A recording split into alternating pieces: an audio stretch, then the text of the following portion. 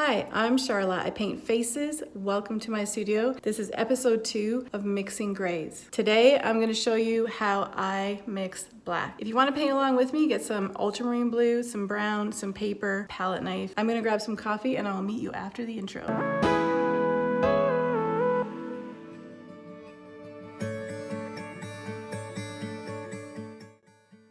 I stopped using black quite a few years ago, and really, to be completely honest, I never ever take it out of the tube except to paint the edges of my canvases, which I actually use a black gesso for that. So I take a little bit of ultramarine blue and a little bit of Van Dyke brown, and I mix them together until I get a nice neutral color.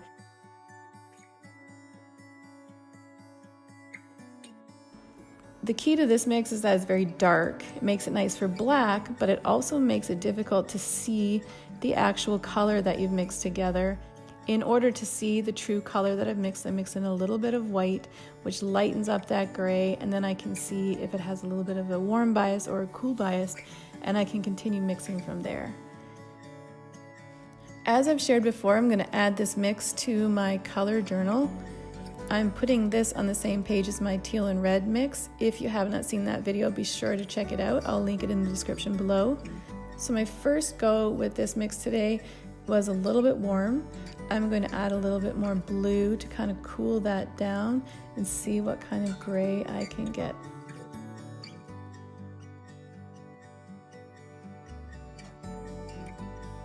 So here I already added some white to it. It's a lot lighter than the other one, but it's just easier to see for demonstration purposes. As you can see, this is actually much more gray than the first mix.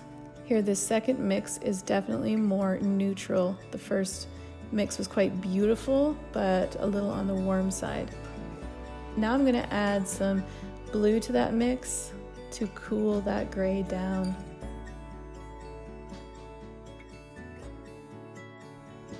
And here we go, that's a really nice color. Just to be sure my color journal is clear, I'm gonna add that darker mix right to that middle gray so that I have a nice reference for later. It is of the utmost importance to label your journal so that you do not forget what you've mixed up. I love going back to my color journal and seeing some of my old favorites that I've kind of forgot about and stopped using. Aren't they just the most beautiful grays? We have the nice middle ground neutral gray, and then we have the really rich warm version of that gray on the left, and to the right a nice cool version of that gray. You can probably see now why I love it so much. Again, this is a great one to use in place of black. Definitely add this to your arsenal if you haven't already.